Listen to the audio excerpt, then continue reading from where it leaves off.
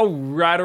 What's up, ladies and gentlemen? We've got ourselves a big ZVT to start off the round of 8 of GSL. Group A, I should say. Rogue in the top right side of the map, playing Zerg. A man who's been pretty on point in this matchup, though he did have a rather embarrassing, I would say. Is it too far to say embarrassing, his throw against Maru? He did get massively ahead against Maru game 1, kind of through from there. And then game 2, he was also in a good spot, but he just got obscenely greedy. Tried to go to 90 drones and just died to a very committed, I think it was like a 50 SCV push, and he was trying to go to 90 drones. It was crazy. Down in the bottom left, Byun is back on point, guys. He's been grinding every online tournament and winning a few. He's been playing non-stop ladder, and Byun at his best is just grinding. I do think the off-season has given him a bit of oomph, and he's got a bit of pizzazz, a bit of a skip in his step. Now, the one thing I noticed, like in Pigfest, the last 2 Pigfest, for instance, is Byun has been very stiff in his play, very panicky, and it means that like he's as always good at microing his way through hard situations, and I think that works really well against Rogue. But there are moments where Byun is mismacroing really badly recently behind his attacks, I've noticed. So it's weird because it feels like Byun is more Byun than ever. He's even more, I will win with this handful of Marines that I'm microing, or I'm kind of screwed and I'm behind in this game. And that actually matches up well against Rogue, because Rogue is known for being greedy, fantastic genius, macro and all that sort of stuff.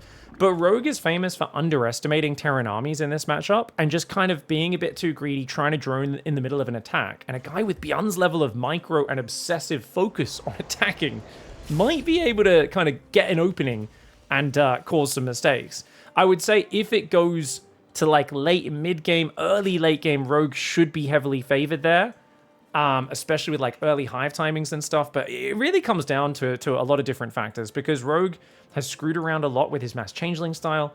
I think I can say definitively, looking at the last few months of their games, especially when Byun beat him in Pigfest 5, actually knocked him out in the group stage, Byun was miles behind in a game, and then Rogue sat there for 15 minutes making mass overseers, and Byun made a massive comeback because Rogue gave him all the time in the world to recover. And Rogue cannot show that sort of screwing around. Like, yes, it's cool, it's creative, it's fun, the mass changeling stuff, but it's only effective if you're already behind against your opponent as a way to claw your way back into a game. It is not something you do when you're ahead.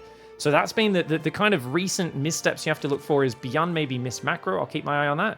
Rogue, it's either underestimating a Byun attack and trying to drone in the middle of it and getting overrun, or screwing around with an advantage. So what I want to see from Rogue is just brutal, lethal, just finish him when you are ahead. Do not give, even though you're meant to be the better late game player, Byun really has improved his late game, and he's very good at, massing planetaries and all that sort of stuff. If it goes to late game, I'd like to see a Broodlord tech switch, because Byun does rely very heavily on siege tanks. That's another factor of Byun's late game. He usually relies on kind of many siege tanks spread across the map, and that's obviously hard countered by the Broodlord, but because Zergs often don't play guys that play so many siege tanks, they don't recognize the pattern that's right in front of them. And we've seen Byun many times get away with mass tank turtle, and players just for 10-15 minutes bash their head on it going, man, how do I beat this? And then when they eventually make 8 Broodlords, they just wipe him super instantly. So those tanks friendly fire like mad. 3cc into Hellion Banshee for Byun. Zergling Scout gets in. Pretty good confirmation. He does fake the cloak upgrade there with the interference matrix upgrade, which he will now cancel now that Zergling goes down. Rogue's done a pretty solid opening. 3 queens out, going up to 6. Many drones on the way. Overlord timing's pretty much picture perfect. Really good macro on both sides. And this creep starting to get out here. It has been interesting. Players are prioritizing injects a bit more than creep recently. I remember if you go back a year or two, it was all about that creep spread. We'd always immediately go creep tumor first, delay the injects, but lately people have been a little bit more inject focused and letting the creep not be as fast. I think on a map like this especially, once you get creep out this lane and spreading through here and spreading down this ramp and spreading down this ramp, it's just so hard for the Terran to control it. Oh, double Evo, Rogue's going to be a greedy boy. And that's correct. Check this out, guys. Because he didn't see Cloak until after the Zergling got there, then he saw it start, he immediately made the read that Byun was faking out the Cloak. He's like, you're not actually going Cloak. I don't need to build a lair. Because normally you'd rush lair here, but instead he's going to spend his first 250 gas on 1-1 upgrades. This is genius. This is Rogue makes the most brutally good reads. He is always so in his opponent's head. Like, this is something Cheryl used to never be in his opponent's head. I think he's got really good in the last 2 years, 3 years of getting in his opponent's heads. And I know he's kind of added that Rogue element, but this is something Rogue has always been one of the best, if not the best in the world, is reading his opponent's plays and strategies like so bloody well. And that's just going to give him a big lead. Like, being ahead on upgrades against Terran is massive. It's such a rare situation. And yes, the Banshees are going to come in, but without Cloak, you got a Spore Crawler, you should be perfectly fine. This is cool, man. This is a big map. There are some brutal tank positions on the edges of this map.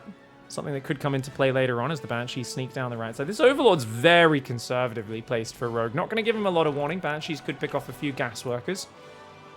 Hellions do Sniper Tumor, bounce some Queens.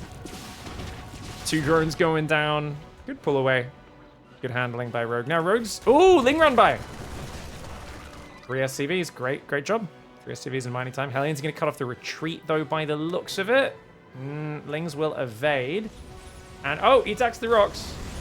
Does catch just 1 Zergling. Maybe 2. No biggie. Rogue's at 71 workers. 5 more coming out. I think up to 77, actually. Not bad. Baneling Nest coming in. He's going to time out well with the lair, so he can start Baneling speed now.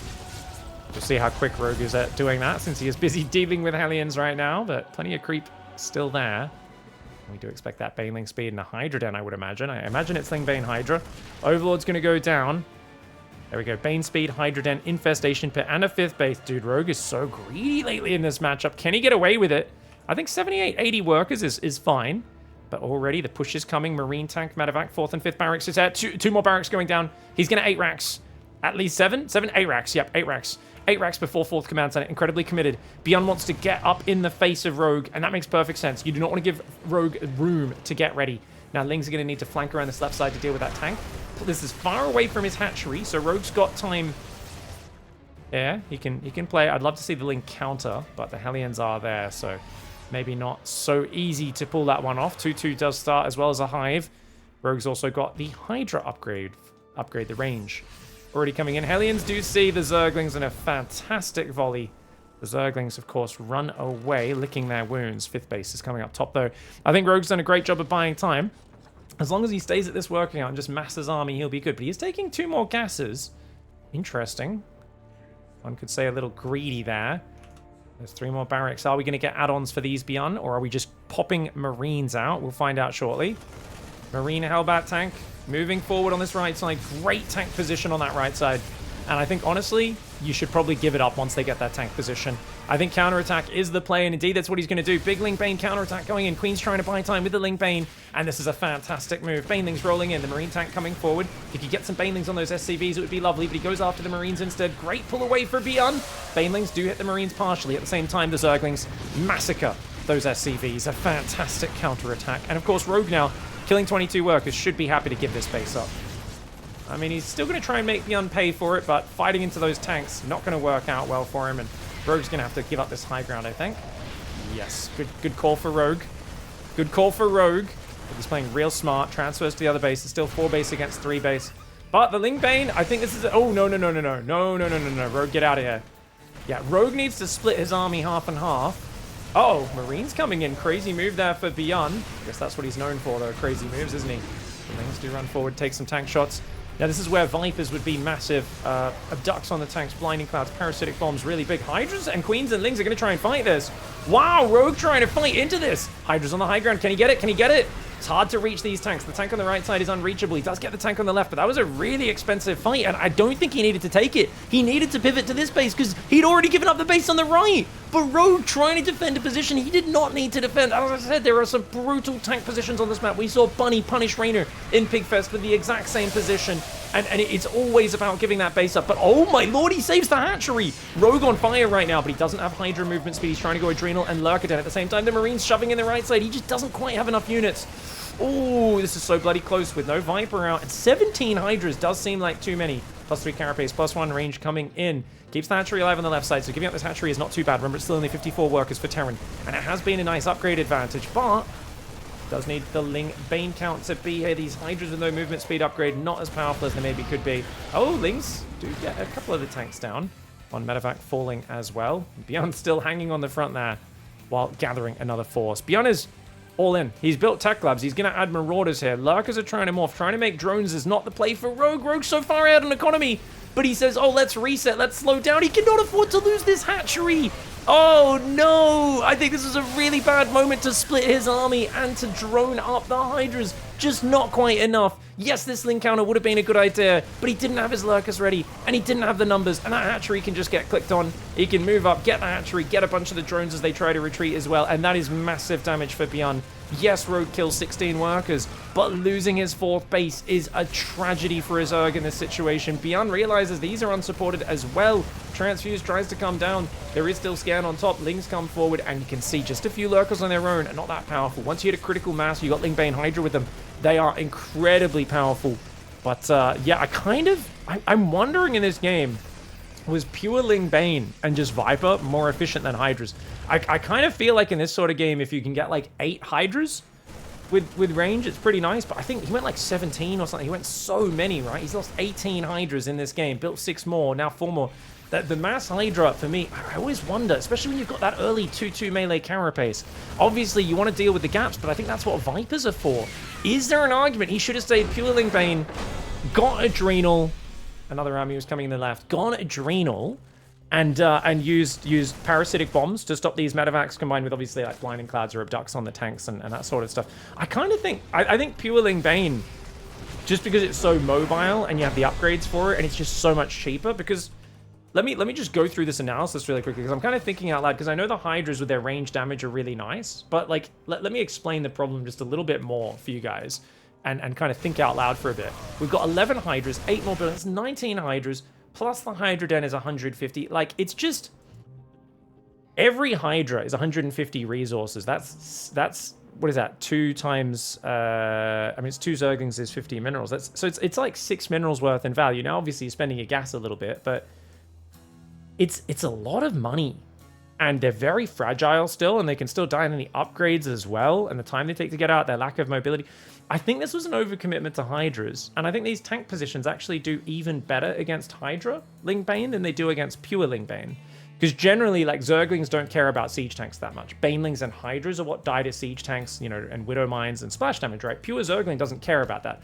But pure Zergling obviously needs something to deal with the Marines, which is why you add in the Banelings. The Hydras do help, but I would say they're more of a support unit than anything. I think this may have been an overcommitment to Hydras. I would love to hear everyone else's thoughts about this. But at the end of the day, I think that probably the crucial mistake, right, was when he tried to break this position. I think if he just fully gives this base up, I think it's actually a better play for Rogue. But yeah, this is the point here. I don't think this fight is super worth it. In fact, I think it's really inefficient. And even though he ends up keeping the hatchery alive on the left, I think it's kind of like an at what cost sort of moment. Because you lose all that, and if we look at the units lost tab, which I wasn't really checking all game, check it. It's always nice casting off replays, because I can just I can take the time to do a quick post game to understand what's happened. And that was not a bad fight there for Rogue, right? But Byun kind of blundered that fight, I think we would argue. But then he dives in on the right, so it ends up kind of worth it anyway. Yeah, basically, it feels like from this moment where you take this fight, even though you get a few good fights here or there, you lose so much control of, like, the map, and from now on, you're kind of, like, trying to defend here, trying to defend there, you're kind of trailing into these units, taking nasty trades, and Byun just did not rebuild his SCVs, kept his pedal to the metal, and managed to finish it off. Really brutal tank spot. I think this is a tank spot people are going to really learn to appreciate on this map and respect. All right, guys, we've got Cure in the top right side of the map. We got Hero in the bottom left, and it's going to be the second group here of Group A of the round of 8. It's so weird saying Group A, because we did Group A, we did Group B, now we're doing Group A again. Of course, it's a round of 12 into round of 8, the new format. Hero is the overwhelming favorite in this group, but also, in my mind, for the entire tournament. I do not see Maru, Hero, anyone taking more than at most 2 maps in a best of 7, whoever faces him in the finals. That being said, it's Hero, so I almost feel like I'm jinxing him by saying he should win this season at GSL. But just form-wise, the fact that there's no Serral, no Clem in this season, I don't really know if I can see anyone else defeating Hero in a big tournament like this. But of course, we'll see how it goes. Q has had very good TVP recently. Against everyone that's not Hero, I would say Cure is an overwhelming favorite in this matchup, but Hero has that it factor, that ability to do very hard to predict, kind of oddball maneuvers that seem to catch people off guard. Now, Hero going for an almost full wall off, which seems bizarre. Normally, you'd put the Cyber Core here, you can still wall off in the middle, but you have a better choke point. Though he might just leave this right side open as well. The problem is you're a bit vulnerable to like tank pushes and stuff.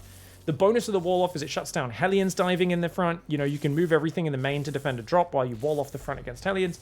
Downside is if they do get a tank out here and you've got to move in and out of a choke point, you get really screwed up.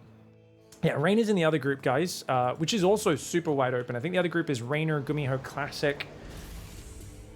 Who's the fourth player? Someone can let us know in the chat. I'm forgetting who it is, but I do feel like both groups are super wide open. Like anyone could take out either one of those. Probe going around the backside. Interesting. So this is just going to be a reactor. Still 2 workers on each gas. I think he's going to build a starport pretty quickly here after that factory. But he is getting the command center on the high ground, 220. Adept tries to shade out, but he cancels it. Reaper wants to jump in. The Adept is waiting. And, oh, careful, mate. Careful, mate. Gonna have to go inject some combat drugs and heal up. Starport does go down. Slight delay on it, as you can see, but that's because he wants to go Cyclone. So he goes Tech Lab, then Starport, and you can see 100 gas, 150 minerals for the Cyclone. He doesn't have straightaway. He's prioritizing, you know, mules, SCVs, starting the next depot. Could have actually gone Cyclone before the depot. Yeah. What do you guys think? Is that a bad call going depot before Cyclone? I think if you go Cyclone first, you do hit a slight supply block, so I guess he's just prioritizing that not happening at all. Yeah, fair enough. You're always a bit starved for minerals in these situations. Oh gosh, he didn't repair the depot. I mean, this is dangerous for Hero, but also Cure should have repaired that depot up. Uh-oh, that's going to go down. Start another depot in the back. I guess his command center finishes in a few seconds anyway, so that'll unsupply block him. Cyclone should be able to defend. A depot's not the end of the world, right? A lot of players with panic here. Cure stays calm. Just replaces that depot. Meanwhile, we've got the Blink. The second gateway came in about 310. Not the fastest second gateway. And that Reaper should be able to get the probe if he turns for it. Gets 1 probe. And he knows he's up against Blink, which is decent, but 2 Stalkers and an Adept can deal with the Cyclones. The Cyclone has to back off. He's going to try and pursue this Adept, see if he can find it. And he will almost. Yes, he does. All right. And that should be dead, I think. Yeah. Good catch for Cure.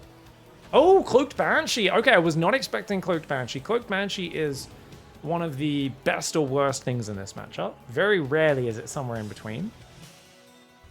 Usually it catches them completely off guard, does crazy damage, or it kind of whiffs. There are times where players turn it into a something in between, and Banshees are just a good straight-up damage unit.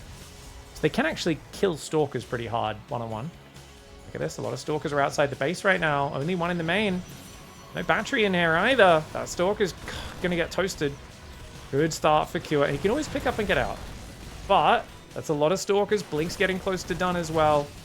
He's got to get out. Pick off. Yeah, he's not even going to go back for the Marines because he doesn't know when Blink's going to finish. That's pretty conservative, you could say, but I think it's fine. Sacrifice the 4 Marines. You get a Stalker. You get 2 probes. Units lost tab pretty close. You're kind of, you know, you're keeping him somewhat contained. You see now that it's 3-gate Blink, potentially 4-gate. So you know to just keep building tanks and be really safe at home. It's almost 5 minutes, so you really not having a bunker yet is kind of crazy in my opinion. Building placement's very poor for Cure. He should have built a wall off to be ready for Blink. Now he has nowhere to place a tank in the main that's safe. This is a huge error. It could cost him big time. Luckily, there's no way to spot the high ground for Hero. Oh, Hero almost got the medevac on the way home. Not quite, though. Tank and Marines should be able to defend this. Gets himself an SCV to start. Takes the second tank shot. Marines engaging this is very ballsy in that... Oh, you can blink there. I didn't even know you could blink there, guys. Oh, Hero, he does lose a couple Stalkers. You can only blink from like 1 at a time from that spot. He's lost 2 more Stalkers there for a couple Marines. I think Q is happy with that trade. The fact that he hasn't had to worry about the blink in the main is kind of good for him as well. Second and third barracks is there. No engineering bay just yet. Means +1 weapons is going to be very late this game. Robo Bay, third Nexus, Immortal in charge on the way for Hero. Kind of cool, man. I see players who I feel like their third bases are really late, but Hero, even though his third is late here, he's so good at finding this damage, and I think it was kind of a little sloppy for Cure not to be covering the main. 7 SCVs is a lot of damage. But Banshees fly in. One in the main, one in the natural. He spotted them somehow. I don't know how he spotted them. Stalkers try to come back in. Looks like they just killed a depot there. Banshees do kill a bunch of probes in the main and the natural. Gonna recall an observer. Oh my lord. That's a lot of damage. The Banshee needs to get out though. Cure. Banshee's gonna go down by the looks of it. Does not have any cloak energy left. At the same time, he's got an army on the right side. He's gonna arrive at this third charge. Only halfway done. It's only a small army, but 3 pylons. This is an instant supply block. If he just targets the pylons, that's a supply block. No more units warping. It's 1 Immortal, 8 Stalkers. There's a Banshee helping to cover as well. 4 Stalkers from behind are going to die to 2 tanks very quickly. Nexus has to get cancelled. Hero playing such a sloppy game. If it was anyone else, I'd say this is a really worrying start to the series. This is so sloppy, but it's Hero. So it's basically just Hero playing the way he always does. And he could turn this around at any moment, whether in this game or the series, right? Cure, though, starting so strong. The tank sneaking across the map was fantastic. And he's actually getting really exceptional damage. A third tank waddles in, somehow does not get caught by those Stalkers. And his medevac moves it forward. Oh my lord, Colossus comes in and just insta-dies? Oh yes it does, blink forward happens, but how many of these Stalkers are going to die for that? So many. Tank not in range of the Immortal, funnily enough, but the Immortal does go down. And I think Q is perfectly happy with this trade. He's got +1 stim. All these things on the way. And the Banshee goes back in the main. Of course, Hero F2 to the front. Didn't leave a Stalker or an Observer there. Oh, and that's it. That's wipeout, man. Couldn't even deal with the Marines on the front. Picks those up. Gets them out with the medevac. Banshee kills 14 workers in total. Make it 15. Make it 16. Make it 17. Make it 18. Wow, 18 kills on that Banshee. Finally goes down. Q has got his 3rd command center started. He's got just everything going his way now. And Hero, yeah, not seeing the move out. The Banshee's finding good damage. As I said, those Banshees, sometimes they whiff, sometimes they land real big, man. The Banshees did such a good job in this game. And Q is pretty happy with this position. Desperation Dark Shrine goes down. Extended Thermal Lance is going to finish, guys. Nothing like getting... Yeah, he cancels it. He cancels it at 99% because he's like, I can't afford a single Colossus right now. There's no point getting an extension for your thing that doesn't exist, you know? Zealots and Immortals. I mean, he doesn't have the numbers to overwhelm. Hero going for a desperate attack, hoping that Cure wasted too many units, and his tanks exposed at the front, but he saves both of them. They're going to siege on the high ground. The Immortal will go over to that right side, gets picked up, and will take out both tanks, but the Zealots get washed up. They do kill 14 SCVs, which is cute. I'd love to drop there and kill that SCV on the command center just to spite him, but Marine drop gets in the main as well. He's got stim. Good blink micro though for Hero. You should have enough. There's no combat shields on the Marines. Oh my gosh, he's going to kill more workers though. Zealot as well. Zealot goes down. Oh my gosh, you cannot afford this damage. He could even finish that Stalker off. Oh my, okay. This might just be the GG. I mean, if you can't deal with 2 Marines and a medevac in your main base, guys, it might be time to tap out. That last Marine just would not go down. Medevac's going to try and hide in the back. There's no actual... Oh, there is space on this map to hide in the back. Sorry, I'm getting my maps confused. Marine Marauder's going to stim in from 2 screens away, find a Colossus in the open, and Hero's just going to tap out. Great game 1 for Q. A fantastic way to kick off the series. All right, guys. Q in the top left. A fantastic start to the series. But now we're going to Maganatha, a giant map that Protoss players tend to adore.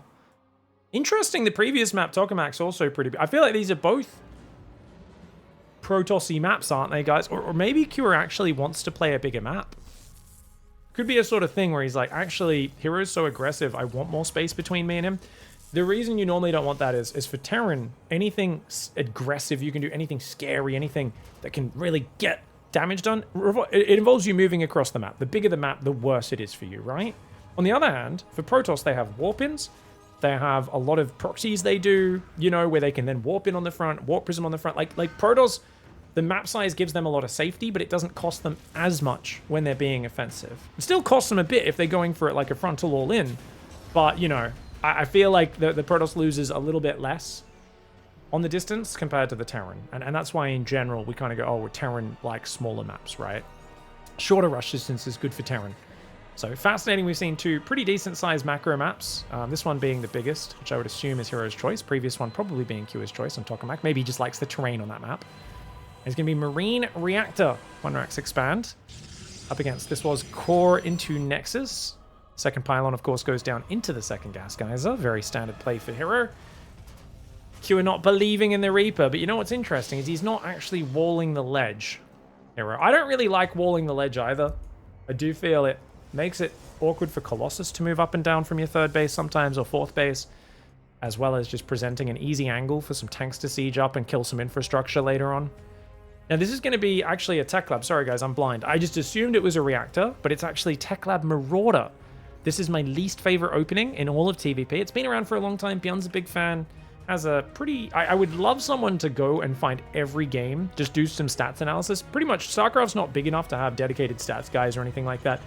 If there's a fan out there, if you could go compile all the Pro Terran matches from top tournaments and just like find the win rate of this build compared to other builds, I would love to see it. I have a feeling it's like a good 10-20% lower than the other build orders, but I could be wrong. Might just be my bias. It just feels like your amount of units you can build is so low. He just cancels his shade, recalls. He's like, oh, you did a bit of damage to my adept, no worries. You could build a shield battery if you want to be extra safe against this, or you can just keep building stalkers. And even without a battery, you can overwhelm it because it's just 2 Marauders and a Marine. So don't get me wrong, this does push back the vision of the Protoss player, but it doesn't achieve too much else, and it massively delays the reactor from getting down. Now, he'll add a Cyclone behind it, and he will go for 3 barracks. So it's going to allow him to get up a lot of meaty production. You kind of expect meaty production and extra barracks behind this. Rare for someone to rush a starport because they don't have Marines to put in the medevac or anything like that. And he's going to build a battery as hero, but it's actually really late. This hero needs to pull back. He's going to need to pull the adept down into this fight and maybe pull the probes as well. I don't think he should chase these marauders. This is classic hero trying to pick a fight that I don't think he can win away from his shield battery. But there we go. He does think better of it. Pulls back. Third gateway's there as well. No robo for hero. He's going to rely on the sentry. I love this. I mean, look at that. You can still go fast blink. You could still do your adept across the map. And then go, oh man, I'm low on scouting. My robo's delayed. That's fine. Just do a hallucination. And he's skipping the robo till after the third base. Nice greedy build for a big map. And this is really good because when he sees the 3 barracks, he's going to realize, oh gosh, we need to get charge. We need to get lots of gateways. He'll probably still take 3 gases because I think hero pretty much always plays 3 gas. But he could even play 2 gas here, right? Question, does he still build the Nexus? He does still build the Nexus because he figures it's a while until that push comes. He's got, like, you know, a bit of time until these upgrades kick in. But, I mean, he should know from here. It's like, okay, Chrono Blink, make charge right afterwards, and make as many gateways as you can. And as long as you have Stalkers on the front, because there's no starport, he can't sneak across the map. So if you get up, like, 7-8 Stalkers, you can pick off a lot of Marine Marauder. He can't afford to stim his units. He doesn't have any medevacs. And you can kind of see how hero can set up in this defensive stance. He's just got to make sure he doesn't delay his gateways too long. Hero has a big problem where he scouts, pushes, and then he builds shield batteries, probes, and pylons. You've got a Nexus finishing in a little bit. Mate, you've seen 3 barracks. Hero's responses are actually insane sometimes, because how has he not started extra gateways? It's past 5 minutes. He's seen 3 barracks, no starport. And he goes forge before gateways. Hero's... If you guys want to get good at StarCraft as a PvT player, do not copy anything Hero does. This is literally, if he pulls this off, it is because Hero is a freak of nature who's really good at StarCraft and Blink Stalker Micro. Picks off a Cyclone, good start. This is a really good start. Dude, he should be building like 3 more gateways. The fact that he is probing right now is crazy. This is a blatant SCV pull. Oh my gosh, Hero. He's still probing. Okay, can you please, you see the SCVs have been pulled, can you please stop probing Hero, you madman? He blinks in and get a tank though. Dude, his Stalkers are doing amazing damage. He's going to recall the Stalkers, but he's already lost a bunch of them. He's got so few units here. He does force field to buy a bit of time. But dude, he's got so few gateways. Charges coming in though. The Stalkers are doing pretty decently. He's going to blink back now. I can't believe he was probing after scouting this. Hero's responses to the things he scouts are something that need to be studied, and someone needs to question him deeply on what the hell he is thinking. He might pull it off. He's got 8 gateways coming up. He's got charge coming in. He did buy a bit of time. He does cancel the Adept Shade. He's going to go for it pre-charge. That seems crazy. He's going for it. He's going to pull the probes as well. He blinks forward. Cure just does not have the numbers here, it feels like. It's such a big map. And this push is not that good on such a big map. The Guardian Shield helps out so much. A lot of probes go down, but a lot of SCVs go down as well. And remember, he's getting up to 8 gateways right now. Hero's already gone back to probing. He's probing in the middle of the fight. This man does not know about cockiness, man. You know, when they told in Korea, they also have the tortoise and the hare story, guys. The difference is when Hero's mom told him about it, he was like, dude, that hare was a badass. And everyone was like, no, no, no. No. The moral of the story is the Hare was already winning and then he got cocky. And Hero's like, oh, I know, what a badass. That's so cool. He just screwed up at the end by falling asleep. As long as I don't fall asleep, like, definitely gloating at the finish line was a good idea. I just need to not be quite as obnoxious about it. To be fair, big giant map, great Blink Stalker pressure. Very greedy response for Hero, but he did stay 2 gas, so we got to give him props for that. And the fact that he squeezed I mean, the Forge made no sense whatsoever, which is why he wasn't able to start the upgrade until now. Definitely, I would say a very suboptimal response for Hero. But at the end of the day, when you have Hero's Stalker Micro, his awareness of the push coming, his ability to delay it, to pick off units, it really just puts him in that position where it says, hey, as long as I stay 2 gas and just mass units, I will get to those Zealots eventually. And deal with it. GG, well played. All right, guys, a few good questions there from the chat after that game. They were saying, hey, if the push isn't reacted to perfectly and it still gets crushed, like, is it just a bad push? It's a giant map, Maganatha. This is ley lines now in map 3, a smaller map. But I think the big thing is, Cure was like, look, you've gone Blink, you've opened up Adept into Stalker. Your Observer will come in at like 4.5 minutes, a bit later than the Sentry did, like 30, 40 seconds later. I'll scan it with a Cyclone here. Imagine we're on this map. Observer comes in, you scan it, you kill it. Protoss has no idea what you're doing, and you surprise him, and he has no time to prepare. But Hero's Sentry timing, that first hallucination scouted, like the moment the 2nd and 3rd barracks had just started stim and shields, Factory was producing. So Hero got the perfect scout timing on the biggest map in the pool of a big all-in coming. And I think part of the reason, so I think the reason Hero played so greedy and was a little suboptimal, because don't get me wrong, he still did a lot of things right in the defense. There's just a few things that were, I would consider, insanely greedy, but I think the map comes into play. Maganath is so big, he said, well, you know this isn't going to work if I've scouted it. You're a good player. You're going to pivot. You're going to add the starport, keep building SCVs, starport engineering bay, go medevacs, go upgrades, maybe fake a move out, but not really commit, and then you're just going to take a 3rd and like play a more normal game. And that's totally playable from that, which is why he played so greedy. And I think Cure just kind of doubled down on it. But Hero even sent a follow-up hallucination and confirmed the double down, so his Stalker movement was pretty perfect. Like, even the diving in the main to get another tank, make the bio stim there, make him pull even more SCVs. Yeah, he loses a few Stalkers, but then also the filling up the energy to force field the ramp at the 3rd. Like, there's a lot of good moves. Don't get me wrong, Hero really, like, part of what makes you a top pro is your ability to toe the line of greed and not play too overly safe. Like I said, pro gamers usually toe that line so narrowly that we should not really copy them as average Joe gamers, which is why I was like, this response is kind of crazy on paper. But Hero was like, well, it's a giant map, number 1, so your push is weaker. Number 2, you know the push is weak once scouted, and especially weak on a big map. So I am going to assume you're not going to commit to the push, keep playing greedy, and then do the follow-up scout, and only then go, oh, okay, I really need to build more gateways. And he was actually going up to 8 gateways as well. So, it was actually Hero, probably you could argue, stepped over the line of greed, but that's what makes him so dangerous as a player, is he's a guy who's going to push for every advantage he can, and he's not always going to do the predictable safe thing. So that's part of why, like, pivoting into a safe build there doesn't feel good for Cure, is because, like, well, you can pivot into a safe build, hope for Hero to overreact. Hero doesn't even overreact, right? He's just building probes and a forge and macroing on up. So there's kind of a beauty, even though at my level, or the level of people, in the chat and the community, what Hero did is kind of insane. It's part of what makes the great players great. It's their ability to just cut it so close to the bone, play so dangerously, and oh no, Q is tilted. He just accidentally double-clicked his SCVs and pulled them off. Oh, that's... It's really... Did you guys know that double-click in Windows, you need to double-click pretty quickly, but in StarCraft, they've actually slowed down the double-click to make it easier to double-click units, and there's nothing you can do to change that. So look at this. If I go click, click, that was a double-click. That's not that fast. Click, click. That one was just slow enough. Click, click. That's a double-click again. That's crazy. So you actually need to double-click quicker in Windows for it to register than in StarCraft. Little known tidbit. I get annoyed at it personally, because we've all done that, where you accidentally you think you've misclicked a worker, so you go to click it again and then give the command, but you actually did land the first click. So then you accidentally pull all your guys off and have to correct that, lose a bit of mining time. Obviously, it's probably good for slow gamers, chat says. Well, the thing is, I mean, it's good for slow gamers with bad mechanics. You should be control clicking. Control click is way better than double click, because you just hold down the control button and it does the exact same thing without you having to try and double click a moving unit or something like that, which is just super hard to do. So I understand why it's in there.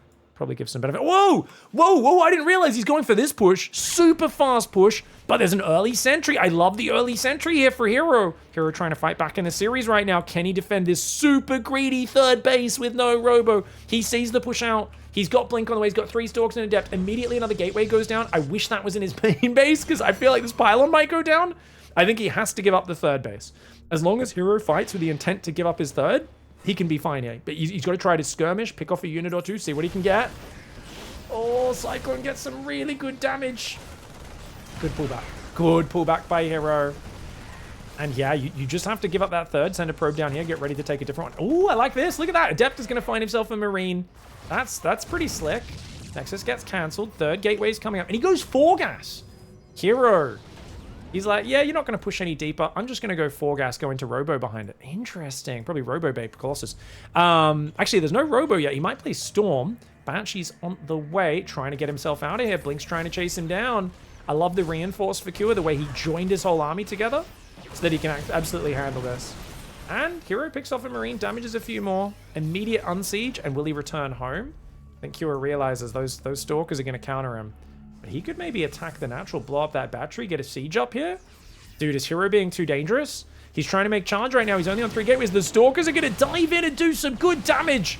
SCV's going to try to pull up to the main base. Good call here for Cure. This game's going to escalate very quickly. Stalker's going to take out the Cyclone. No, not quite. Cyclone did take a lot of damage, though. Oh, he's kind of move commanding it forward. He's clicked everything on the battery. He wants to just kill the battery as quickly as possible. Nice move for Cure, but he's got to be careful. Those Stalkers just recalled. The Stalkers just recalled. They're going to come down from that main base, guys. That's a lot of Stalkers, and this is not that big a Terran army anymore. He's going to get blinked on top of. The Stalkers are going to YOLO this. There's not that many Marines. They're going to kill a bunch of Stalkers, but the medevac's going to go down. The Stalkers, many of them do start to fall, but of course, with Blink Micro pulling back the weak boys.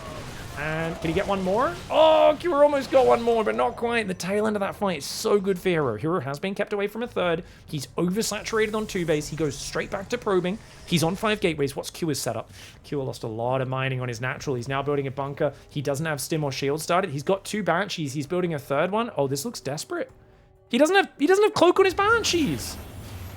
He's making mass Banshee with no friggin' cloak. Oh god, I think he's just so worried about dying to this counterattack. I mean, Hero could just blink on the tank. I think he senses it.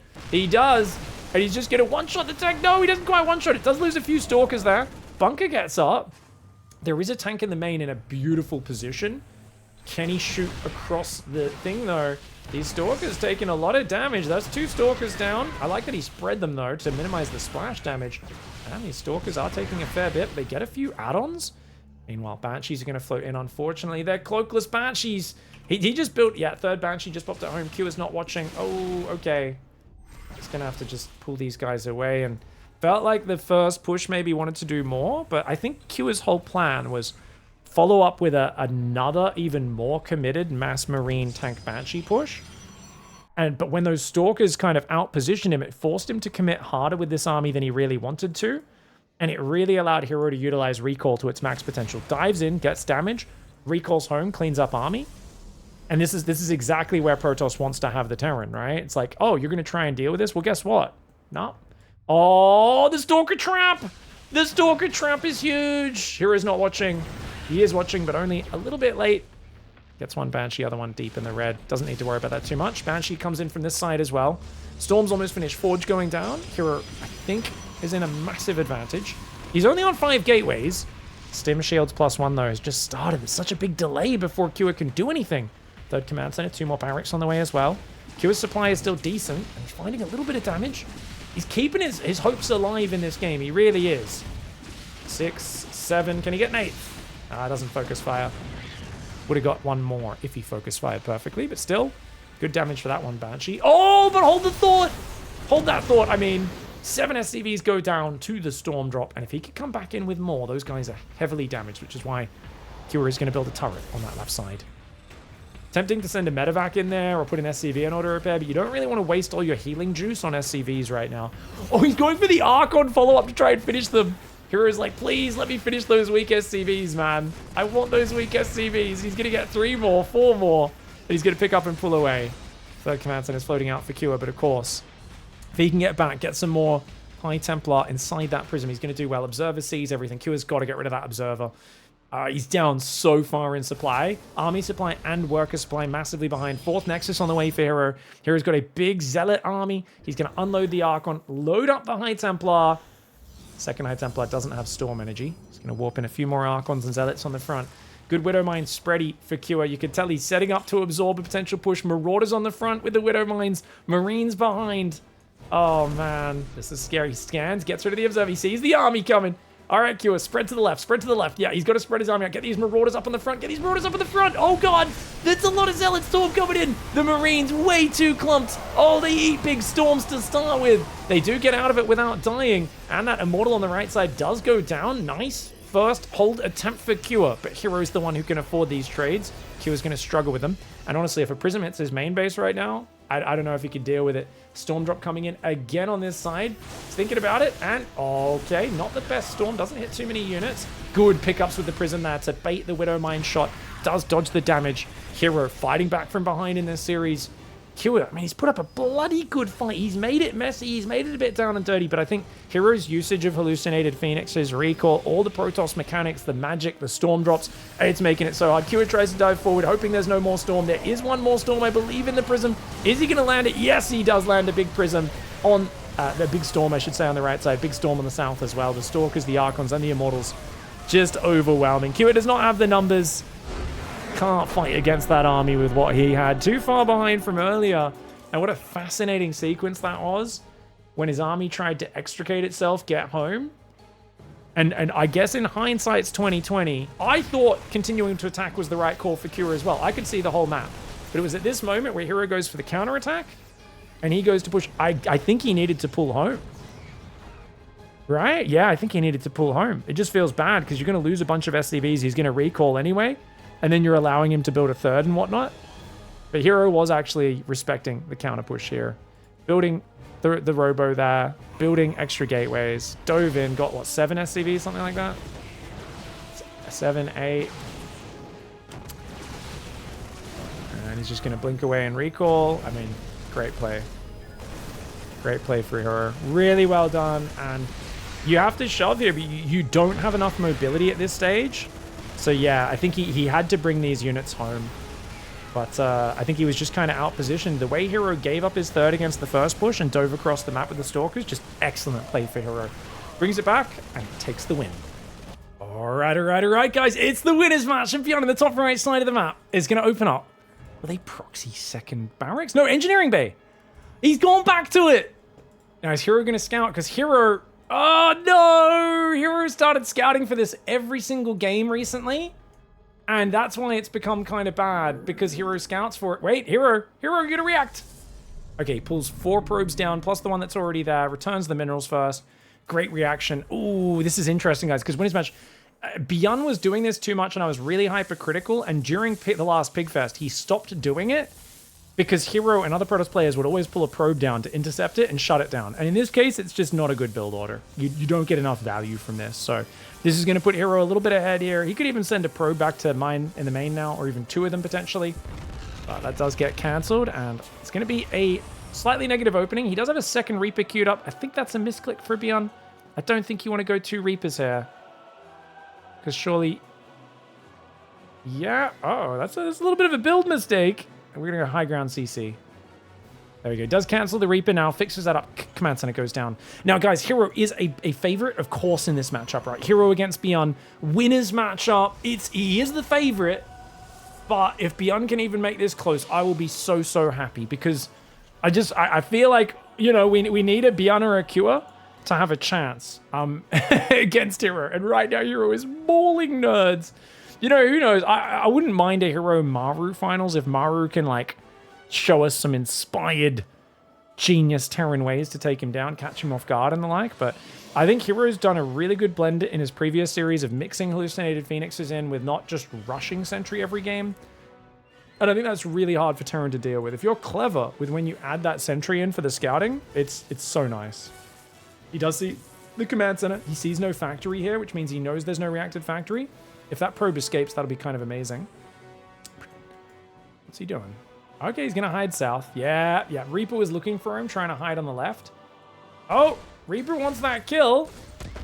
Oh, perfect grenade. Nice move, Byun. Hello. Oh, that's beautiful. Gonna have the ledge, but the Stalker's down below. Trying to get rid of this Reaper to remove Byun's map vision. 1 hit point, Reaper. Puts the middle finger up behind him and laughs as he gets away from that Stalker. Extra Stalker's out. Twilight Council coming up. Second gateway in the natural. No wall off because there's no factory on the reactor. I think if there was a factory on the reactor, he would have built the gateway here.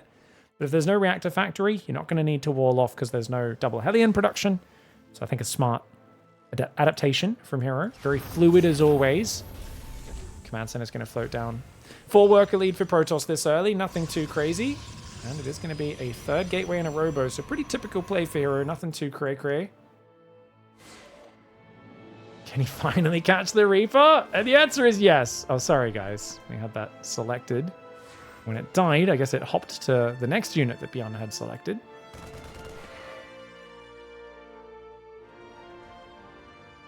Depth's going to shade in. Depot does raise. Siege tank building. And Widow Mine drop. Double Mine drop going out. Not a bad move, the double Mine drop. There is enough dead space over the forest here to hide. Oh, Adept still being a nuisance. Gets a hit off. How many Stalkers are there, guys? 3 Stalkers already on the edge of the natural. Medevac changes direction. It's going to be a good idea. Blink's almost ready. Problem with this timing on this drop is if Blink kicks in, he can actually bait the Widow Mine shots and not even lose a probe. Oh, great positioning by Hero. But Byun's going to commit to it, realizing Hero wasn't really watching. And he's going to get 1 Widow Mine in there. I don't think he gets the other one down, though. Oh, and he blinks to dodge it. Oh, it's a shutdown. That's a shutdown. Doesn't lose anything. Pulls his probes away, sends them back to mine. Great handling. And look at that. His Adept got away in the midst of it as well. Genius. The fact that he thought about keeping the Adept alive from the move out at the same time. I'm just kidding, guys. He F2'd it.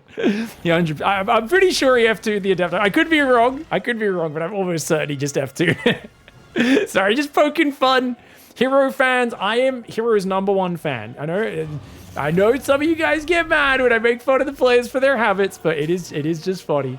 Sometimes, sometimes you get some little benefits to your habits that aren't even intended. Raven's going to go out that side. Stalkers are coming forward. Still no 3rd Nexus yet. How many tanks have we got? 2, 17 Marines. Great wall off here. Blinking up there is not going to feel good. I mean, he could. You can almost blink past the wall off. Raven's going to go for it. 3rd Nexus has just started. Adept gets inside the Marine. In the main, Marines will deal with it. Natural's wide open. There's a lot of Marines, though. Yeah, blinking in there would have been a bad move. Great pattern recognition. Oh, dude, did he not auto-turret the Natural? Oh, he flew past the Natural into the main, which had the battery. If he did it on the Natural, he would have actually done good damage. Tank does kill a Stalker there. Dude, this is so many Stalkers, guys. 14 Stalkers, no damage.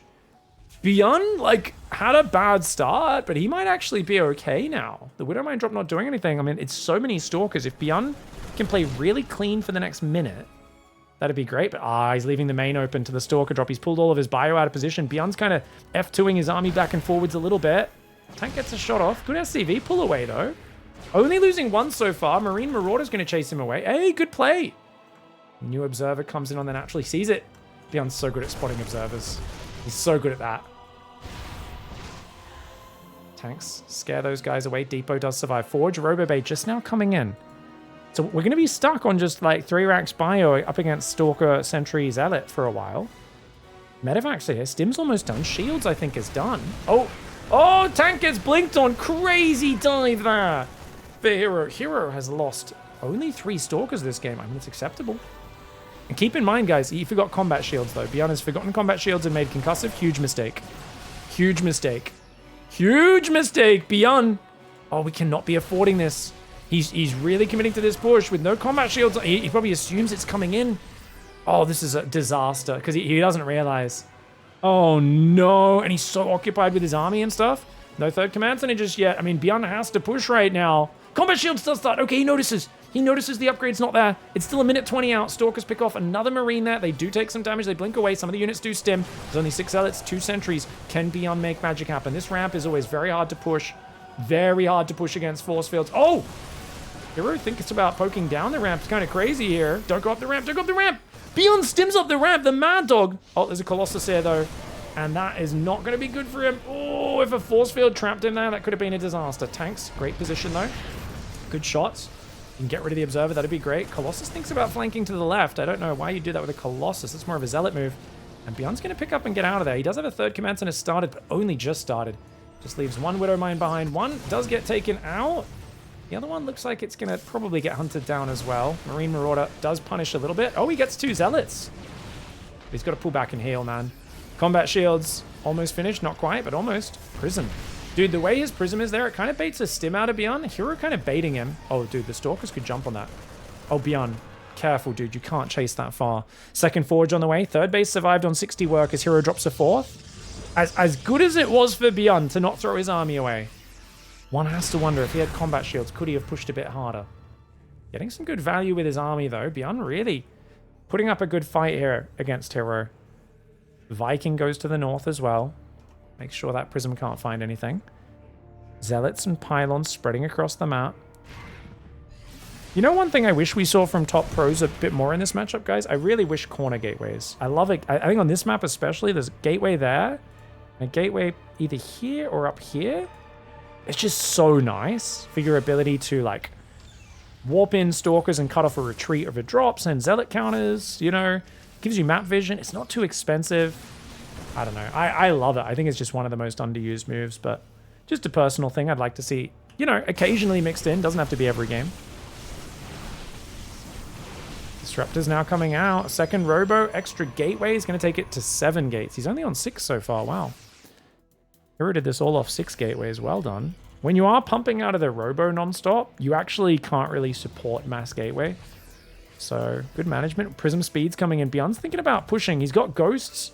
What's the Viking against Colossus count? There's going to be 2 Colossus against 4 Vikings. 2 more coming. I think he'll wait for 6. I think with the tanks as well, that's enough against 2.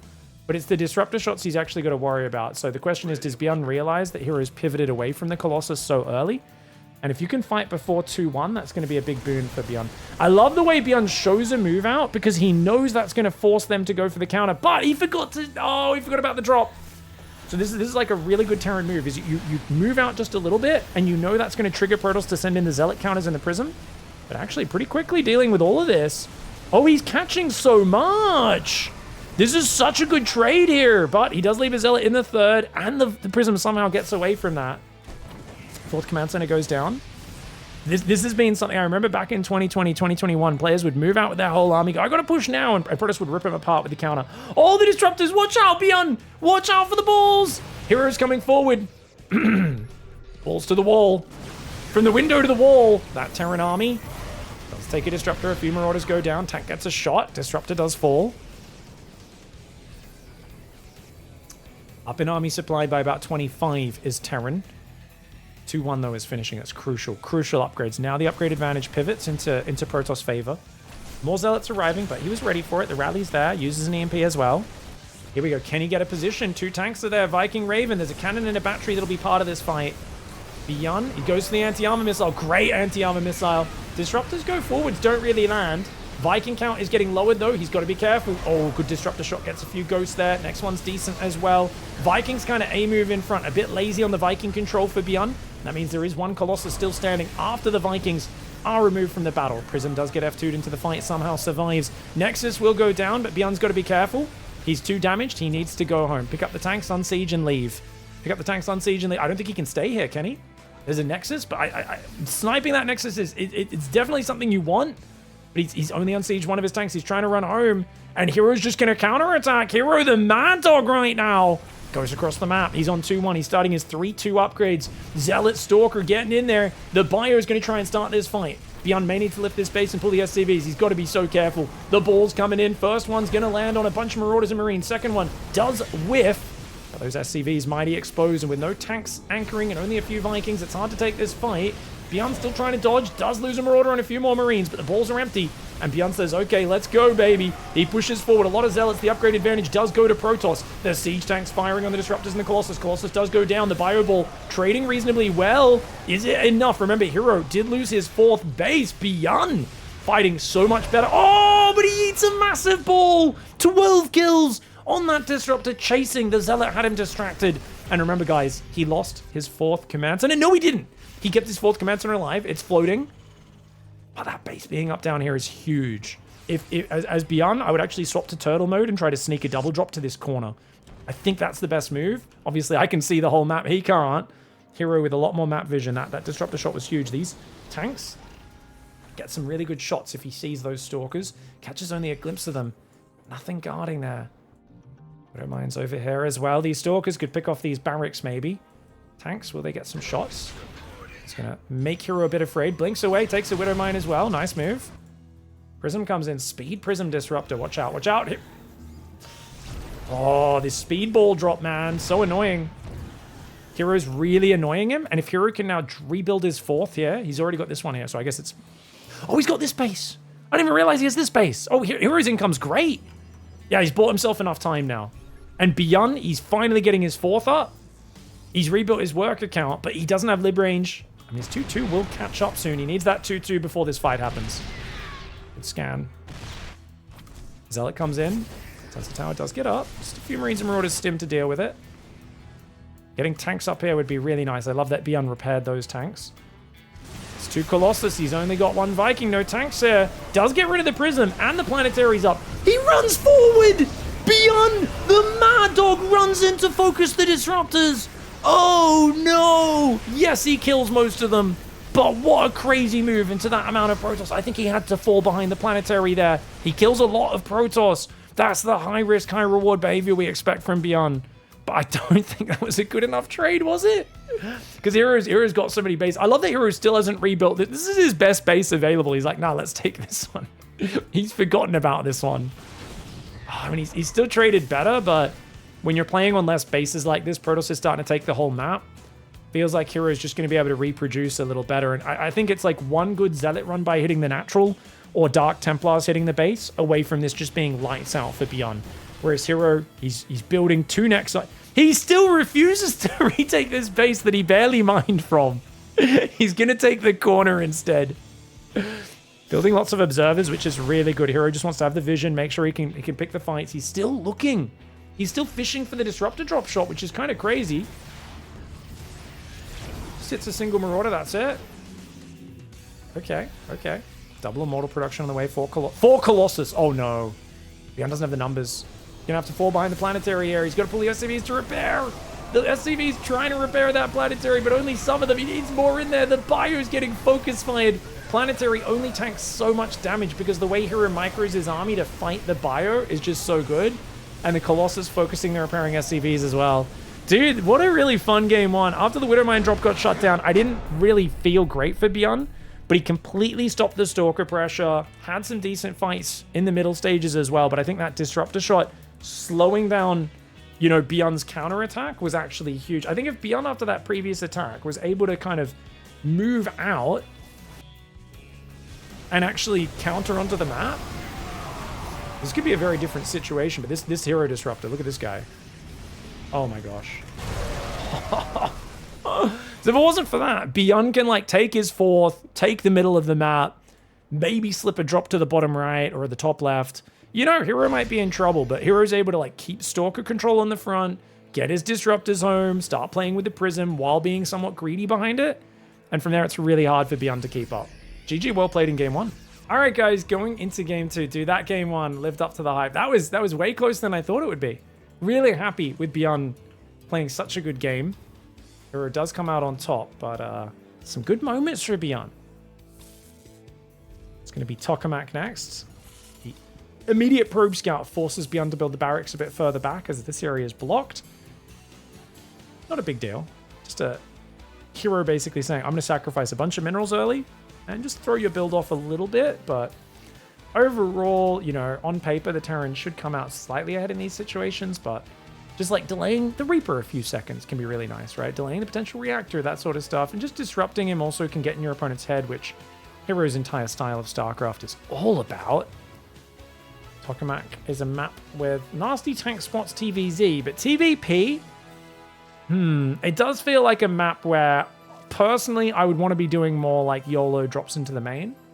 Because I do feel like if you just look at like main base up here on the right, left base all the way over there, or this third here, feels to me like Doom drops in the main, and kind of getting that tempo multi-prong play might be the way to play this map. Just old school biomine, kind of stutter stepping on both sides of the map, and using your mobility as a Terran to open up opportunities.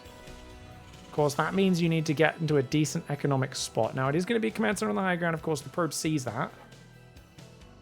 And this Cybercore into Nexus, as is very standard for Hero and Max. They love getting those early adepts out to apply pressure, get scouting, and just not give the Terran any room to do any surprises. Now, you can see, look how much delay there is on the reactor. Guess what? With this build, it doesn't matter that much because you could only just then got the money for the reactor. So it's about, what, a 5-second delay from when the reactor would have started. It's not that as big as it would be with a build where you're instantly wanting to build the reactor. Because with this build, you naturally pause barracks production while saving for the factory and then saving for the reactor after that.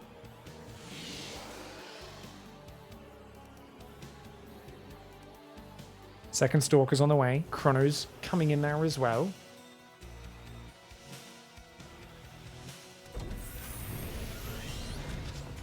Third Stalker. What? Oh, Shizzle Fizz. Oh my god. Who does this? I was gonna... Dude, guys, and he's going Robo. Guys, is he gonna do the Blink No Blink build? Are we going back to 2016? So, guys, in Legacy of the Void, they gave the Warp Prism ranged pickup. It used to be like a normal transport where it had to be directly on a unit to pick it up or drop it, right? Well, I mean, still, obviously, it still drops it in the same position. But nowadays, the Warp Prism can pick up from quite far away. So we realized that rather than rushing Blink, you could just rush a Warp Prism with 2 or 3 gateways, get 4 Stalkers across the map with a really early Prism, and you could micro as if they had Blink without actually having Blink, right? Drop in the main, you just micro them with the Prism, fly around, essentially do a 4 Stalker drop, maybe even warp in a few more Stalkers. And Terran players at the time were really struggling with it because they were just like, wait, what the hell? These Stalkers can get so much done, and you can see if they don't build like Cyclones or anything early, Hellions aren't great against this either. He's going to try and chase down the Stalkers. Hero just stands and fights. He's like, that's fine, dude. Oh my gosh, that Hellion trying to get the focus. It does get the focus fire down. Oh, is he going to lose that one? Oh, he does lose another Stalker. Good focus for Byun there. Could have been much worse if he didn't get that second Stalker. But getting 2 Stalkers there makes the trading dead even for now. SCVs are going to repair that Hellion. More Marines are building. Siege tank as well. Got another Stalker coming across. The Prism is very delayed. But 2-gate Robo, pro production. Giving Byun pinned up on one base. He's oversaturated on the main. So this is just, making things awkward for Byun. Making it really awkward for him. Hellion pokes out, sees the Stalkers. He's got to wait for the Siege tank to break this. Oh, he tries to run the gauntlet, and Hero's going to block him. Oh, that hurts. Byun's like, man, I'm blind. He has no idea what's going on Hero's side of the map. Tank's there. I reckon Byun scans this. Because Byun's super paranoid right now. Yeah. He's been pinned in his corner. He has no idea what's coming next out of Hero. So he's like, kill the Observer. Like, you can tell he's very paranoid right now. And justifiably so. Oh, I didn't even realize, guys. Look at that. He's rushed a 3rd CC. Oh, and there's going to be a Storm follow-up probably for Hero. He does go Forge, Twilight, 4 gas on 2 base. He'll move out to take a 3rd Nexus, probably about 6 minutes. Maybe a little before then. He's building a shield battery right now, his Hero, because he doesn't really know what the follow-up is. And that Stalker drop is quite delayed. That's because he was finding damage without waiting for the Prism. Now it's going to come in. Luckily, there's already pretty decent tank position covering the front, but it's this right side that's open. Siege tank. Quick on Siege. Oh, the command center. Classic 71 out of 71 second build time there. Stalkers one-shotting these SCVs. 4 Stalkers is the magic count, guys. 5 workers. What great damage. That's so frustrating as Byun there. You've got tanks covering the mineral lines fully, though. So any redrop will take damage from the tanks at least. You get maybe 1 or 2 more SCVs, but Hero doesn't want to lose those Stalkers. Raven's going to go across the map. Byun down in the work account. That 3rd Nexus does go down now. Charge as well. Interesting that he's building shield batteries, guys. He's only got 2 gateways. What's the shield battery going to do for you? I truly feel like Hero's shield battery timing is nonsense. Maybe, I mean, he doesn't even have Blink. I don't know, man. I guess he's got like a ranged army that can micro with batteries pretty well if there is some sort of surprise attack. I think at some point Hero has just decided to just do safety batteries every game. If he's like, I don't know exactly what they're doing after this, but it feels weird, right? because that does delay your gateways going down. Raven's going to go in the main. This could get a bit of damage for Byun, trying to slow down the Protoss. Very important in this sort of game where he's clearly got to play a long game himself. He's on 3 commands and he's only building 2 SCVs right now. He's got to be a bit more consistent, I think, on the SCV production. He's going to be able to start combat shields and extra Marauder production. Medevacs are on the way as well. Hero's got a 3rd gateway building. This is what I'm talking about with Hero's gateway timing is ludicrous sometimes. I mean, he's got great upgrades, great tech. He's doing really good on the worker production, skimping on his gateway production, showing that he's not worried about any aggression at all. That's why the shield battery always just puzzles me, because it feels like there's situations where he knows he'll scout that there's no attack that could move out for several minutes, and he'll drop a shield battery, and I'm like, that's odd. This one makes sense because obviously that's just to stop the auto turret harass. Oh, wait, was there a second Raven? Oh, hello. He hallucinates some Stalkers, does Hero. I think that might have been a misclick. Okay, double Raven harass. That's kind of annoying, but only 2 probes.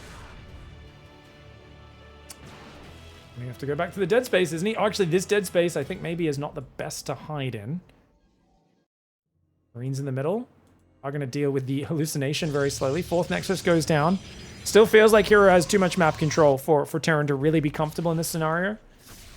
He stims to deal with the hallucinated Stalker. Not every day a hallucinated Stalker comes in. The joys of playing against Hero. Everything's going to be a little bit weird, a little bit different. Nice depot wall-off coming in. It's a delayed depot wall-off, but you'll need that against Zealot run-bys for later in the game. One downside to both Ravens being on the Protoss side of the map is that you... Oh! Comes in. Triple auto turret. Only gets 1 probe, I think, there. Good blink reaction, man. This one's going to come in, grab another... Only 1. He's got to shoot these guys on the bottom. Okay, gets 3 more probes there. Oh! Gets another one. Not too bad. Some damage goes down. The Ravens are still active. Worker count's pretty similar. Beyond supply is ahead. Takes 2 gases on the 3rd. Ghost Academy's coming up. Is he willing to push pre-Ghost?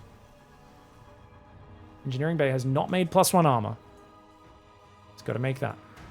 And once again, I do think the window is hitting just before 2-1. Otherwise, you're committing to a much longer game. Goes 2nd eBay Armory. I think Byun's committing to a much longer game. I think he might have to try and play late game. Playing late game against Hero is so bizarre because getting to late game, it seems like is near impossible against Hero. Then again, if you get there, Hero is sometimes... We spoke to Clem about this in Pigfest 5. We're talking about what is it like playing Hero, you know, compared to playing Max Packs. And Clem was like, well, you know, you'd think Hero's not good at late game because he's a bit sloppy sometimes, but like sometimes you can actually beat Max Packs in late game and just outplay him there. Like Max Packs is really good early, like late mid game. That's where he excels. But late game, Clem's like, I'm actually confident against Max Packs in late game. I feel like I will always beat him there, you know, if I've got a really good setup and stuff.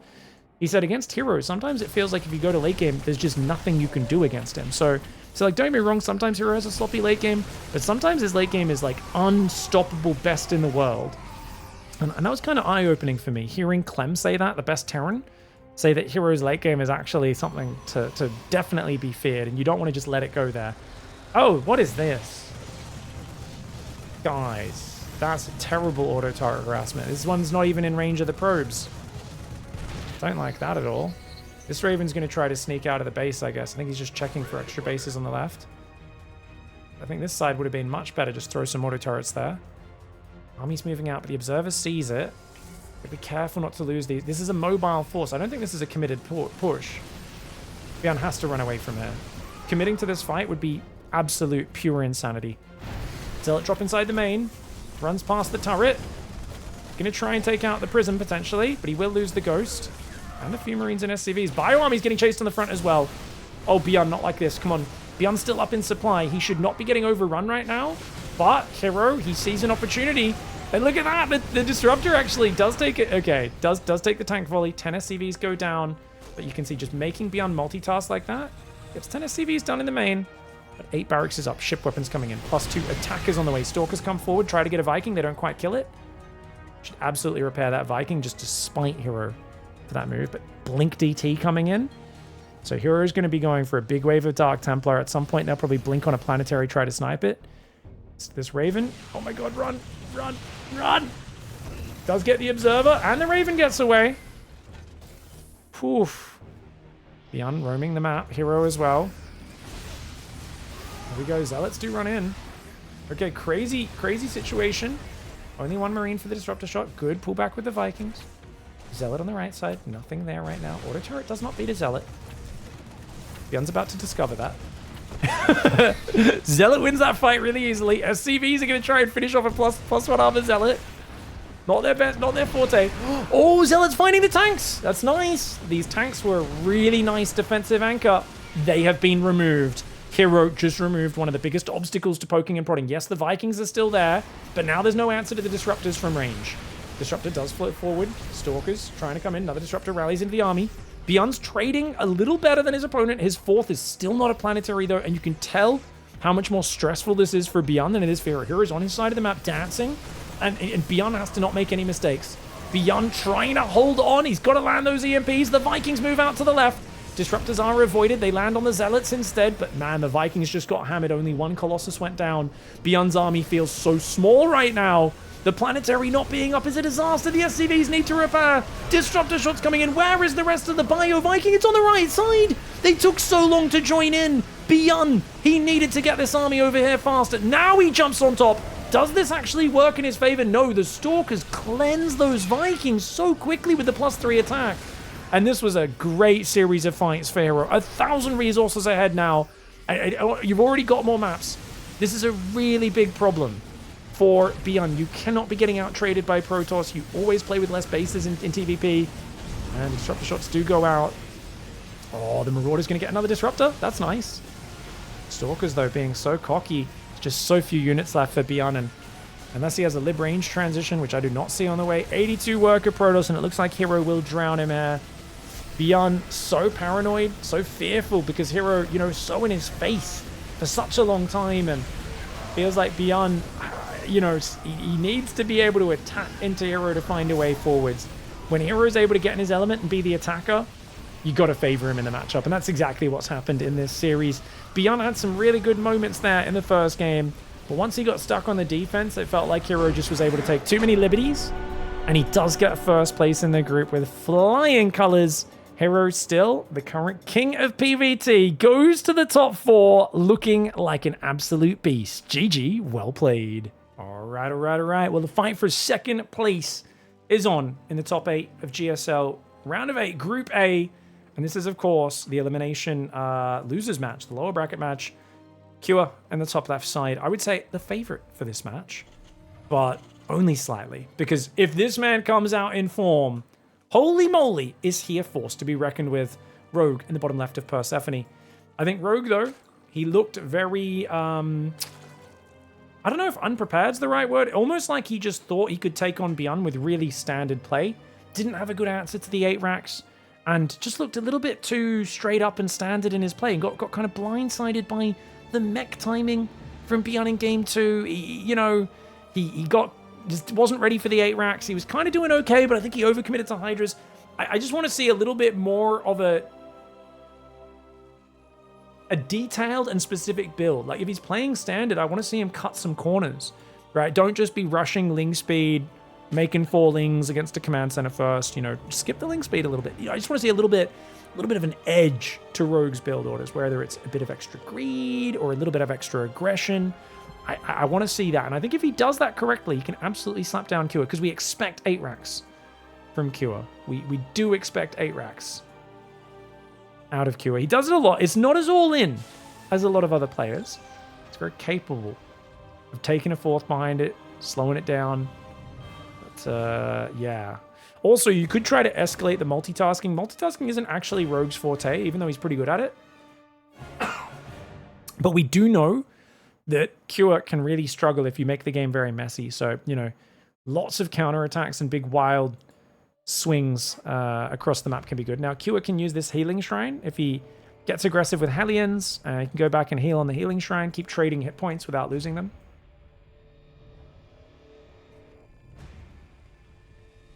If you rush for a full Ling army, can you get hard counted? Yeah, kind of. Once again, very conservative opening, guys. He's gone Ling speed, SCV was blocking the third, so he actually doesn't sneak a drone out in time to screw up for Rogue. I don't know how well prepared Rogue is, guys. Because now he's going to struggle to take that third. Serral usually handles this really well. His Overlord was late, though, this game already. Builds another one, starts droning. If he just builds a third queen and starts moving this queen out, that'll be good. But he loses a drone as well. Rogue's looking a bit unprepared today, guys. I don't want to, you know, I got to call it like I say. I don't know how well he's prepared for this group. The Terrans especially. He looks like he's playing very generic StarCraft. These Terrans are bringing little curveballs to keep it really complicated for him. Third command center goes down behind this for Cure. Here's SCV, pulls back. He's already delayed the third a fair bit. And he's going to keep looking to. Look at this. Oh my gosh, he's so annoying. And I think he's happy to get that delay. That's good enough for him. 7 lava idling throughout that. So slight delay on starting those up as well. Not a long delay, only a small one. I think Rogue handled this fine. But like I said, and I was saying this from the moment that Beyond series was over, I'm like, I want to see Rogue come in with some really tight build orders and not get stuck playing standard reactive ladder Zerg. This looks like ladder Zerg to me. And that can get you in trouble. I'm not saying it's not like, oh, he's miles behind. Third getting delayed, it's not the end of the world. He did, like I said, built his overlords, kept building drones, moved his queens down pretty aptly. Did miss a few injects in the main, though. I would have preferred if he built the third queen in the main, since he pulled 2 queens to the front, and he could easily tell one of them to inject the natural. You can see he's missing quite a few injects here, but I think with the delayed third, the great creep spread should be fine. I think he'll be able to recover. Banshee on the way for Cure. Does he invest in Cloak? Hits 100 gas. Yes, he does. Okay, so 3cc, Ellie and Banshee. Really standard play for Cure. Nothing crazy. And Rogue's going to go for the sacrifice to confirm this. Single Marine won't be able to deny it. Double Marine might. I like that he kind of hit his starport in the back. And Rogue wisely pulls back with the Overlord. And is probably just going to have to play safe. Because look at that. The Hellions are also going to deny that Zergling. Did he see the... Doesn't quite see it. Zerglings have pretty short vision. Really good play by Cure. Just, this forces Rogue, if he wants to play safe, he can't do the double Evo rush he did against Beyond. He'll have to make a lair here at 4 minutes 30, second gas and a Baneling Nest. So the standard super safe, like, I'll have a lair ready so I can make Overseers. We're getting to 4 minutes 40. It's getting a little bit late, though. If he doesn't go for that lair soon, the Banshees will have a window to dance around Spore Crawlers and find damage. 1 Spore in the main. I mean, he sees the Banshee coming, so it'd be crazy not to make a lair right now. He's building 3 queens. I mean, going 9 queen before lair. It's very playable. He doesn't... If he's good at pulling his drones away, he won't take much damage, but there's no queen in the main. Saw this Banshee coming. Didn't move a queen to respond. And the lair starts up past 5 minutes. A little greedy for Rogue. See if he can get away with it. His droning still being good. He's taking 5 gases at once. It's a classic rule of 1 gas build. And he's actually delayed his Baneling Nest until after the double Evo, which I really enjoy. If he's quick enough to saturate these gases, Rogue can start a pretty quick 1-1. But Cure is just playing so clean. Catching all the Zerglings. Like, yeah, goodbye Rogue's map vision. Zerglings going down. Double eBay in the back. Mules are still dropping. Second and third barracks coming up. I'd say overall, I do rate Cure's opening better than Rogue's right now. Man, I really want to see... I've been saying that ZVP is Rogue's only problem right now. His ZVT's out of this world. He 3-0'd Clem the other week. It was an online tournament. I haven't actually watched those games. I got the replays. I'll be casting them at some point, but... It's... Oh, Banshee goes down. Does get 3 drones, but losing a Banshee is pretty costly. That delayed lair left some openings. I think catching a Banshee you're happy with as Rogue. 9 more drones going down. And now we want to see what is the response to 8 racks. He's gone 6 gas. I was saying earlier, Mass Hydra is not the answer to an 8 racks. You actually want to play Massling Bane, especially if you're going Quick Hive. His Overlord is mispositioned here. He needed to be slightly to the right. He wasn't on the pillar.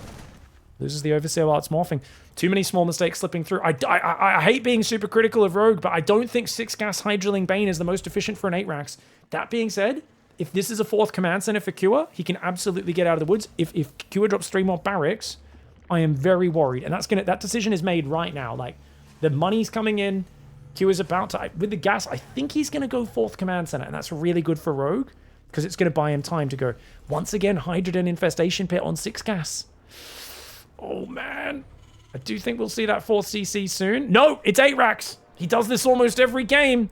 You've got to predict this is coming. We talked about this before the game started, before the series started. What is the answer to 8 racks? Rogue has stopped at 72 drones, a little bit lower than Tokamak against Byun. So he is respecting it in that way, but going for Ling Bane, Infestation for Hive, and Hydras, you've got so many upgrades. Your income is split in so many different directions. I don't even know if you can make enough units to defend. It's all about the positioning. Okay, so if the push comes down this left, you can see he's clearing the creep. You're gonna need to swing around the right, clear up a rally, and then sandwich this push. But does he have the numbers to do it? Hive and 4 more drones coming in. Rogue is playing, yeah, Rogue is, and Lurkaden, he's playing like a ladder player right now. Guys, I don't see this working against Cure right now. It just feels like he's playing very standard without the knowledge of what his opponent's doing. Classic Rogue was so good at reading his opponent's builds. I don't know if Rogue studied Cure's play at all or prepared for this series. Giving up the base is a really good call, though. He's going to move to the bottom right side. Massling Bane getting ready for a counter. He's got a changeling, though. Sees the big Marine rally. He's going to have to come in and sandwich this. If he brings the Banelings in, he can sandwich this from 2 sides, shut this down. Or he can wait for Cure to move out. He's got to wait another 20 seconds. It's too early to go in because the army's still right there. It's a bit too early. Let's see if he can find the damage. Oh, this army's super slow reaction for Cure. He still hasn't turned around. Cure continues across the map. The mad lad not turning that army around is absolutely crazy. Rogue catches him. Oh, Cure dropping the ball. Rogue finding the moment that he needed. And he's going to kill so many workers. Those Banelings getting on top of a lot of these SCVs. These guys will escape a little bit, but 30 SCVs going down. Massive play for Rogue. Is it enough? He's massing Ling Bane behind. He's trying to get a second Hydra upgrade. He's got... does he have a Hive? He's got a Hive, a Lurkaden, but he's spreading his money across so many things. I think pure Ling Bane numbers are the most important bit right now. Double drop in the main. Q is saying, yep, you smashed my economy. I still have a giant army. Good luck dealing with this. Rogue's going to go for it right now. Ling Bane rolling forward. Banelings trying to get on top of the Hellbat Marine. They get a few good shots, but there's a lot of Marines behind that. The tanks are still there. The Marines diving into the natural. Rogue getting overrun here. Cure coming in with the same strategy he's been using for the last 3 months, and he has perfected it. He's so good at doing these pushes. He knows the angle. You know he's practiced this in countless custom games for today, figuring out where the best tank position is on each map. Marines dropping on the high ground. Queen's trying to kill a siege tank is really, really desperate there as every single queen goes down. Banelings. Oh, he gets a few good Baneling connects, but that's his whole army gone. Rogue cannot keep up. And Cure, man, we've talked about Cure's ZVT being his weakness, and in the last 3 or 4 months, he has given Serral literally macro matches where Serral is barely hanging on. He has taken down pretty much every single Zerg that isn't Serral, and he's looked really good doing it. Cure, 1 game away from eliminating Rogue. All right, guys, Cure in the top left. Looks like he's going to go for a 2 racks Reaper, I would imagine, with that low ground depot. Rogue is going to go for the 15 hatchery opening. Not bad. And like we were saying before, we want to see a bit more pointed opening. And, you know, it was interesting. We had a question in chat after that game where Analysis was saying, hey, I mean, how do you balance it as a pro player, as these guys, like, I mean, you can only have so many builds, right? You can't just pull out a crazy build every game. Like, how do you balance just playing standard versus, you know, doing special builds? And I was saying, look, it's not always about doing a super different build. It's just about making little adjustments to the situation around your standard build. Standard play at its peak has tiny adjustments, right? And one of the best things you can do, it is a 15-15, by the way. Oh, yes, there's a little black bar. The map's bugging out there. Look at that. That's funny. Just when I'm there. Oh, that's weird. Okay, I'll try to not put the camera there. Yeah, little adjustments. Like I said, Q is generally very conservative with his Hellions, doesn't dive them very often. Oh my god, he's going 3 barracks. So you can normally delay Ling speed, delay early Zerglings against him. You know, often you'll get like 4 or 6 Lings for the Reaper, but then you can go up to 12 or 16 Lings to stop Hellions running past. Clem will run past all the time. So it's really important against Clem to have those extra Zerglings out at like 4 minutes or whatever. Against Cure, you can usually delay those because he very rarely tries to run past the Queens with his Hellions. He's more of a conservative Hellion user. Just knowing these habits about your opponent allows you to kind of tailor your response, which is why I would have loved to see Rogue go like 3 or 4 gas Massling Bane off of 75 drones. I think 72, 75, I think drone count was fine, but the fact that he went 6 gas, Hydras, and Lurkaden, and Hive, like it's so many different things against a guy who's just all-inning on 3 base. And I think if Rogue just makes an abundant amount of Ling Bane, he can jump on these pushes. Like, if you know ahead of time your opponent's going to 8 racks, that's a big advantage. But guess what? It's 2 racks Reaper. He's not scouting. The Overlord needs to scout, doesn't he? You're meant to go towards the main or into the natural to check the command center timing. Rogue has not confirmed it's 3-Rax Reaper. And he drops the third hatchery. And he's only now taking a gas. Oh no, Rogue! Rogue, normally you need to go in, but sometimes they build Marines. Normally there should be a command center down by now. That would confirm it, or going towards the main to see that third barracks. He does not realize, honestly, losing the third hatchery would be a good outcome for Rogue. He might straight up die because he's just started mining gas. He needs to build a spine crawler or something and just non-stop make queens. He's only got 3 queens. He's droning really hard. You do not need any drones. He doesn't see all the Reapers coming out. He has no idea. Oh no, Rogue, not like this. I don't think this has been Rogue's day. I do think he's a little underprepared today for GSL. His Terran opponents have come in so well prepared, guys. But it really does feel like he's just a little underprepared. And he's coming out and he's getting surprised. The Terrans are throwing the kitchen sink at him and he's trying to make 4 Zerglings now. Still doesn't have money for Ling Speed to even start. He's going to drop a Roach-Roaring. That is absolutely the correct call. He desperately needs to get Roaches out to survive here. Third hatchery finishes. Cure happy to let that survive for now. He knows he can still pick that up later. And he gets himself a queen. Oh my gosh. 2 queens? 2 queens down. And these Reapers in the back are going to start to heal over time as well. That queen, if she comes and focuses the Reddit point Reaper, maybe she kills it, but she's going to lose her own life if she does that. Right, it's so easy for Cure to focus that queen down. And Rogue gets a hit off, but he loses the queen, which means he's got nothing. Slow Zerglings and drones against 3-Rax Reaper. Too greedy here. He was not expecting on such a big macro map to see the 2-Rax Reaper, or even in this case 3-Rax Reaper. Those Reapers derping out. A bit of a dodgy micro for Cure there. Oh, he's going to get surrounded a little bit. Okay, great drone surround. Good scramble for Rogue. This is still massive amounts of damage, though. And there's still no answer other than those Roaches to these Reapers. They're going to fall back. Command center's up. He's got a factory coming in. +1 weapons. He will, of course, go for the 3 barracks Marine tank follow-up, as every 3-Rax Reaper always goes for after this sort of opening. And those Reapers going to back away, rotate around. He didn't kill the third hatchery, Rogue. Dude, can Rogue come back from this? This is where Rogue has to show that fighting spirit. If he can bring it back from this, that would be absolutely amazing. That would be a pretty... And I think it's technically possible, but he's going to need to play super tight from here. Chat says only 7 doesn't sound like enough. You got to realize he killed 3 queens, 17 Zerglings. He forced 24 Zerglings to be built. This is all massive damage, but it's not sniping the third hatchery that has me worried for him. It's 2 queens injecting. Reapers do manage to snipe a Roach, which is very cute. That single Roach still fighting. 2 are still microing on the front frantically. SCV production's been pretty decent. He does hit a pretty massive supply block on 54. I think he should absolutely do a supply drop, and indeed he does. Reapers denying creep, though. He's trying to stay active here, trying to keep Rogue on his toes. Rogue building a few more Roaches, does get rid of one of these Reapers, gets another one. And he's going to lose another Roach, though. So I think you're okay with these trades as Cure, especially now with Medivacs coming out. There we go. He's going to swap around. The macro's been sloppy. Cure's excited. He was not expecting to get this much damage. So he's had a few small sloppy mistakes just purely because he's like, oh, what the hell? I'm doing so much. And I don't think he was expecting to be finding this much success with the early pressure. Now, there are more drones building. Good worker advantage, but Rogue needs to know 52 drones is like arguably too many. Doesn't even have a last study. He needs to do nothing but Roach Ravager from here. Unfortunately, the Marines are already on the front. He's got to just build Overlords and Roaches, start trying to make Ravagers, but he doesn't have the gas. No gas for Ravagers. Slow Zergling's nearly worthless here. If the Marines commit, it's kind of crazy to commit without Medivacs. Just going to pull back and maybe look for the Overlord. That Overlord's not on the pillar. Second time in the series we've seen Overlord's not quite positioned just right. Rogue needs to pull this guy back as well. He's got 4 of us. He's droning! He's droning! Rogue! Rogue? Oh my lord, there's great. More drones? I get it, Laren and Evo Chamber, but come on, man. Medevac Marine move, you know he's on 2 command centers. His third's just started. There's greed, and then there's what Rogue's doing in this game. If he gets away with it, it is a big map. It might be the correct play. Oh man, I feel like I'm shouting about players being greedy on Maganatha all day today, but if he gets away with this, this will be like perfect judgment. 12 worker advantage for Rogue. Is he able to hold though? He needs to pull back. Pull back, pull back. He needs to wait for more Ravagers and Roaches to get in there. He's got to pull back. The stim comes in. Biles spread across the front. Easy dodges. Cure getting so much damage with these Marines. Dude, I think he's broken him.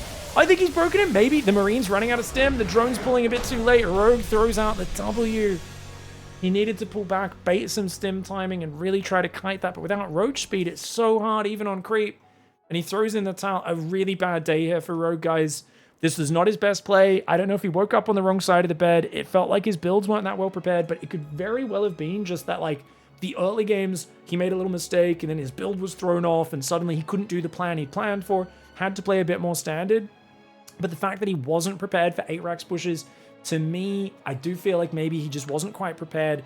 You know, Byun's been doing more 8 racks. Cure, you had to expect 8 racks in that first game. Got caught off by those. I do as well think it is worth going in with the Overlord and checking for the command center after that early 2 racks. Or head towards the main. You need to confirm it's a 3 racks. If it is, you can drop the Roach on earlier, get a few Roaches out and not take all this damage, but you've got to scout for it. And Rogue, a little bit of sleep at the helm today. GG, well played though. Cure is going to go that deciding match against Byun. All right, guys. We've got Cure at the bottom left side of the map. Final spot in the group is up for grabs. And Byun does what Byun does every single time he's in an important TVT, and he just goes for the most aggressive build. Double proxy barracks on 14 supply. So you'll go barracks, gas, second barracks, all on 14 supply, no worker production. Meanwhile, Cure playing standard. Doing this against Cure is utterly insane, guys, and let me explain why. Cure is the most common Terran to do an SCV scout in this matchup. Now, he just delayed his barracks for a few seconds. That was a little awkward. It's like a 1 or 2 second delay. That does matter in this scenario. But like I said, he's one of the few Terrans who will SCV scout in this matchup regularly. So I've always said this is one of the worst builds to do against Cure specifically. On the other hand, maybe Byun knows something that I don't. Maybe he's not SCV scouting as much recently. Certainly looks like he's not SCV scouting. He would have sent it out by a minute, I believe. And normally with the barracks, you send the Reaper down here to look for proxy barracks. And then the moment you see the barracks or the Reaper, you need to pull back his Cure to the high ground, pull SCVs, start Marine and Hellion production, and just stay up on one base. Oof, Byun loves to just go YOLO. Thank you, Prime Hybrid, for dropping in the channel for the first time. If you guys are enjoying the GSL casts, really appreciate the support. Thanks for dropping by. Been casting these live on my stream, usually live about 12 hours after the broadcast on a more American-friendly time zone. So rather than you guys having to watch at 3 a.m. in the morning, you can watch live on my Twitch stream at somewhere between 2 and 5 p.m. West Coast time is when we start the broadcast. Today's later. We started close to 5 West Coast, 8 p.m. East Coast. But usually it's a few hours earlier, closer to like 3 p.m., 2 p.m., 3 p.m. West Coast, 5 or 6 p.m. East Coast. Here we go, guys. SCV goes home. Reapers are just waiting. It's Reactor first. Oh my gosh. Reactor first is really bad against this if the Reapers go in your base. But if the Reapers wait, oh, it's a disaster for Byun. Guys, we saw Maru lose to Oliveira. Same situation. You're meant to go in with the first Reaper against this specific follow-up. But because Byun chose to play blind and not scout, those 2 Reapers are going to pop and they're going to give him so much trouble. And the factory finishes. He does get an SCV. Let's find how much damage he does. Okay, he's already got 2. Nice start. These SCVs are going to need to threaten the Reapers at some point. 2 Reapers about to pop out though, guys. Cure, he's lost 4. He can lose about 6 SCVs and still be okay. Because remember, Byun is so committed here. 3 Reapers and... oh, he's going to get another one. Is Byun? Gets another with the grenade. And doesn't lose any. That's great. 7 SCVs is good damage. But if he doesn't delay the command center, he could be in big trouble. Cure, prioritizing SCVs. He's got to build another Hellion. He's got 2 more Reapers building. Right now, 4 Reapers does beat 2 Reapers and a Hellion, but as these other units pop out, it'll turn very quickly in Cure's favor. You've got to be careful here as Byun. Byun's found the damage so far. Can he turn it into something more? He gets the SCV, gets out. Beautiful play by Byun. Zoning with the grenades. He's still building Reapers, though. Is he overcommitting? He doesn't have his own command center up. He is on 22 workers against 16. Oh, here we go. Cure's going to dive. Cure does get a Reaper very early, but he's already lost a Hellion. Both Hellions, in fact. Great micro for Byun, and I think he's going to win the fight. Close, but oh, he's got the extra Reaper rallying in, and oh no, Cure, he's gonna lose to it. Byun, even with waiting for the Reaper to pop out, the second one gets the damage. I thought Reactor first would have time to pay off. Turns out Byun just too good with his Reaper micro, and Cure maybe should have canceled the command center and tried to build up, but he'd already lost so many workers, just couldn't afford it. Really nice game 1 for Byun. All right, guys, nice, aggressive game 1 victory for Byun as he messes up his worker split pretty badly there. Over-microing his workers at the start of game 2, but I love the effort. Now, Cure took a giant gamble, but realistically, that's the only build that punishes it. And as the guy who's known to SCV scout, you could argue your opponent would have to be stupid or insane in order to proxy barracks against a guy who SCV scouts all the time. What Cure needs to remember is he's playing Byun. This guy proxy barracks is like half of his high-level TVTs, maybe 70%. We've seen him against Maru 5 games in a row in a best of 5, open double proxy Reaper. And barely lose 2 wins, 3 losses. Like, you gotta realize, Byun's insane. Byun loves attacking, and he will absolutely take those gambles, man. So, Cure does get punished the reactor first. I do think he should have swapped to Marines rather than Reapers. Cure wanted to clearly dominate the fight and counterattack. If he swapped to Marines, Marines are cheaper. Even though they cost the same minerals, they build a lot faster. And they actually do more sustained damage output than a Reaper. Even though they have less hit points and they're not as mobile, they don't have the grenade. But look at that, isn't that funny? The way that lights up with the SCV's vision. Now, Byun has gone gas first, guys, so it does look like he's just checking for proxies because he knows he's playing a little bit greedy here. And if there is a counter proxy from Cure, he needs to know about it. So he's taking some real big safety precautions. And I think this guy comes back to build the command center. Or is he going to hide his factory? I'm just scouting for proxies. All right. A bit of safety precautions. Comes back to build the command center now. Meanwhile, 2 barracks Reaper for Cure, but defensive in terms of his placement. Still will obviously come across the map with some aggression. I don't actually know how this times out against gas first. Like, Byun's command center goes down, but his factory does get delayed a little bit by the fact that he SCV scouted. Wasted a few minerals doing that. But if he can build a reactor immediately, which I think he'll do, swap that over. Because normally they hit with 3 Reapers. If Cure comes in with 3 Reapers, the Hellions are going to come out very soon after that. And if they catch those 3 Reapers, it could be a very bad start for Cure. Cure, of course, will be going into Stim a lot earlier and double Medevac Marine drop, just naturally because he's got a 2 barracks opening. Wants to go command center first, of course. You're not gonna delay your command center to get a double drop up, but you can do 2 things at once. All right, Reaper defense would be on solid. Factory almost finished there. You can see the second Reaper's out. Third one is this guy. And like I said, 2 Reaper timing. Actually, sorry, this is the 3rd Reaper. Factory swapping. It only takes 21 seconds to build aliens, but Byun not watching. Oh, leaving his Reaper out front. Super dangerous. Now, he does see that the reactor alien production. He knows he's only got a little bit of time in here, but these Reapers are going to have fun with that time, man. Gets an SCV. Wouldn't mind a grenade being used. Not bothering for now. Oh, almost loses a Reaper, and he pulls out. Doesn't want to risk losing them. He says, oh, those aliens could be out any second now. Let's pull back and gather our forces. Great play for Cure to get himself back into a good position. Looks like this will be the last Reaper he's building, so it's going to be 6 Reapers in total. And it's double alien production. It's kind of dangerous, though. Be careful that alien splash. Oh my gosh, no zoning grenade? He's got to throw a zoning grenade. Throw a zoning grenade. Oh, Byun not willing to chase that. Another SCV gets sniped. Look at this. Cure's going to go in. That one Reaper out front to take the first volley. Doesn't manage to snipe the SCV. Just going to pull back for now. And there we go. Starport. Tech Lab on the factory. Wants to build himself maybe a Cyclone. Or maybe just swap over for a Raven straight away. Probably a Cyclone, though. Hellion joins in as well. Byun not able to get control of the natural. Cyclone for Cure. Hellion Raven for Byun. Command Center's going to have to tank a lot of damage here. It's a tough start for Byun. Down 4 supply. Down 5 workers. His first build. Not paying off just yet. Should drop a mule on the main base. Oh, Aliens dive. Oh, he targets a Reaper. Oh, no. Byun, I don't think that's the play, man. Tries to just one-shot some units, but he's losing his Hellions as well. And does end up dropping that mule on the main, trying to lift it off. But I think these trades are just too good for Cure. Look at that. 3 units for 9. And that looks like game, because you got a command center up. You got 2 barracks. You're building medevacs, cyclones. You've already got these Marines even rallying across. If you can't secure this natural right now as Byun, you are screwed. He's got to shut this down right now. He's going to go for it. Doesn't have enough to one-shot. Oh! Hellions, their shots are a little bit staggered. I'd love to see him try to do some defensive micro, pulling back some weak units maybe. Let's take out some units, but look, Cyclone Daddy's here. Cyclone Daddy's here. Cyclone says, get back up that ramp, boy. Nice depot raise to break the lock on there. Hellion is going to get locked on a second time. Will go down. Cyclone happy to have a party inside this base. Q doesn't even try to micro it. Too busy macroing right now and dealing with the auto turret. Raven takes a lot of damage. Auto turret gets a few SCVs. But of course, the reactor coming in. Engineering bay as well. Byun absolutely wrecked in this game. Going to try and make some Raven Cyclone of his own, but he's just so far behind.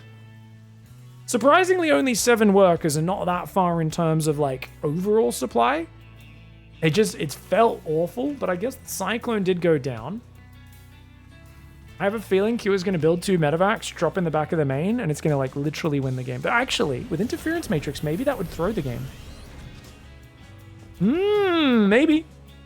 Because if you drop 2 tanks, siege them, they get matrixed. Maybe Byun has the numbers to shut this down. Ooh.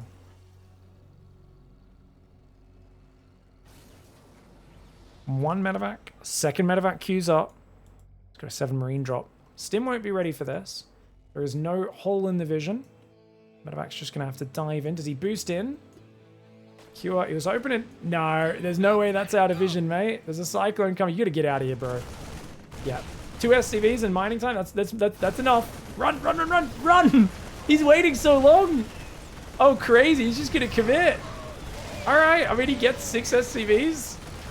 Tried to focus the Raven for a second there. It's something. It's not too bad. Mining time, 6 SCVs. He's going to go for that drop we were talking about with the double drop towards the main base. It's only going to be 6 Marines, 2 tanks. This is actually kind of scary for Cure right now after throwing the Marine medevac where he's building Tank Viking Marine. Small counter thrust for Byun. Big counter thrust for Byun. With the Ravens not at home, this could actually be excellent. These medevacs not really timed together. Cure, it feels like Q is so good when the game's going stock standard, and sometimes when he gets like more damage than you would expect, it almost feels like he starts to just be like a little panicky occasionally. But overall, his macro is good. The drop goes in. Byun has nothing. Byun has to win with this push, and the double bunker. The double bunker is so smart. Oh, that's such a good move, man. Good luck busting through 2 bunkers, bro. Yeah, I mean, there's just no way. He can just mass repair the bunker. The tank, the interference matrix will wear off. Even though you can take out the siege tank. He lost vision of the tank, did he? Oh, he's going to kill the tank. He finally finishes the tank. He can break the bunker now. But look, Byun's on top of the production. So you finally breach the natural. Can you get any deeper? I don't think so. Not with that siege tank now. Sieged up here. No attempt to break out of his own production for Byun. Cure has control. He's got SCVs to repair. Yes, he lost a lot. But if you can't even build units, you are screwed. Cure fights back and forces the game 3. All right, guys. Wow, this group's about to end. Sorry about that scoreboard. That's not correct. Best of 3. There we go. Cure in the bottom left side. Byun in the top right. It's Ultra Love. And who knows what's going to happen now. Because they've both got some heavy damage early. Ultra Love, it's a tight ramp. Decent jump in ledge. But it doesn't seem like a super ideal map to be doing any more Proxy Reaper shenanigans. Ooh. Gas first for Byun, 2 games in a row. I do like gas first. And you notice it delays the barracks a little bit. You can see the barracks is a bit earlier for Cure. But this allows you to play single gas into an expand. And still have very good tech timing. Whereas Cure is going to go for the more standard double gas, which, yeah, it's just a slightly different flow of build orders. Oh, is he one racks expanding? What's he doing? Is he going to go scout for proxies? Yeah, I think he's one racks expanding. No second gas. Okay, guys. So Cure is going to check for proxies. Doesn't want to get caught off. And he's going to play a lot more economically.